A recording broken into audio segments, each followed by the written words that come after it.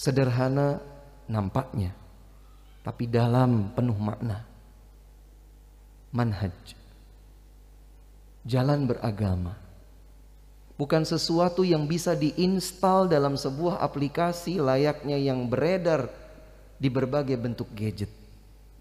Manhaj adalah jalan beragama.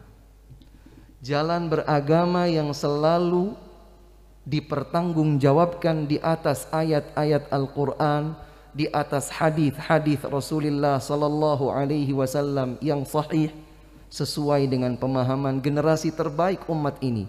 Mereka adalah para sahabat radhiyallahu anhum ajma'in. Manhaj bukan sekedar gincu di bibir. Manhaj bukan sekedar sebuah nilai yang tercatat di dalam rapor. Manhaj adalah keseharian, prinsip, keyakinan, ucapan dan amal perbuatan kita sehari-hari.